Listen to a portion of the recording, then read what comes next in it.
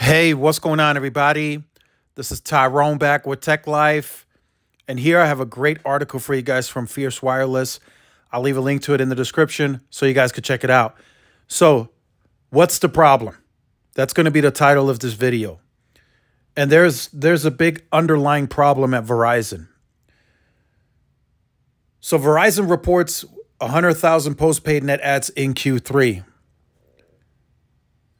Business gains offset, like I said in this morning's video.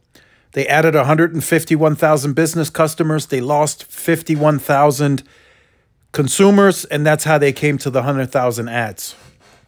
So not really impressive in my opinion. They still took a loss on the consumer side. A loss is a loss no matter how you look at it. And there is a problem that they can't seem to fix. So Sampath implemented changes to the retail side. He brought back individual commission. They had a structure change. Management-wise, they introduced new My Plan, the new My Plan, which has now been in rotation for a full quarter. And the results are negative. They are still not growing the consumer base. They're going to end up with the highest churn in the industry, which increased versus the second quarter of this year. The churn was at 0.83% in the second quarter of this year. The churn in Q3 is now 0.90. So churn increased. So how do you have the best network by perception? You are rated the best metro carrier on root metrics by far, and you're still posting a higher churn quarter over quarter. How is that possible? It doesn't make any sense. And Verizon stated that in areas where they're building C-band, churn is lowering. They now have 230 million points of presence covered with C-band. And within that footprint, C-band is going from 60 to 100, 140, 160 now, depending on your county.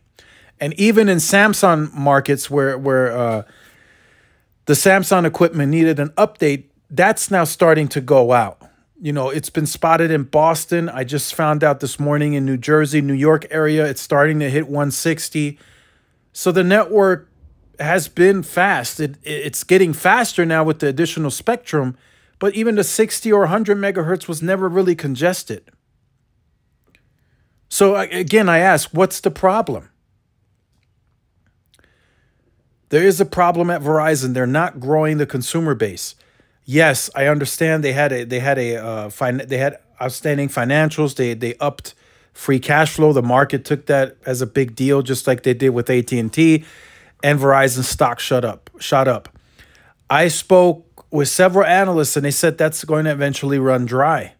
There's only so much they can squeeze out of the current base.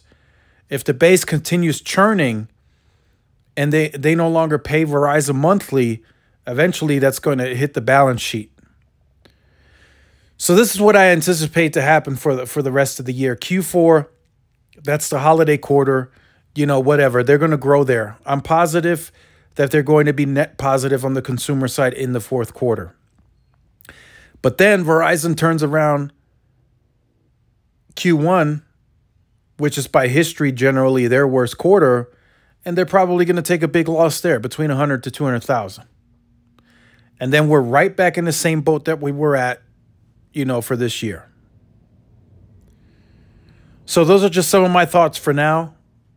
We'll see if I make another video later today with some additional thoughts. Again, even prepaid, I didn't even get there. That was over 4% churn, like 200,000 losses. That's just unacceptable in my opinion. Having the network that you have and to take a loss on consumer and your churn continues rising, that's a problem. That's a big problem in my opinion. And they need to fix it. They need to figure it out. They need to fix it. I don't know how, but for Verizon to have that high of a churn, that's a problem in my opinion. So make sure you guys stay tuned for more. Like, share, subscribe, follow my social media outlets. This is Tyrone with Tech Life. See y'all in the next one. Peace.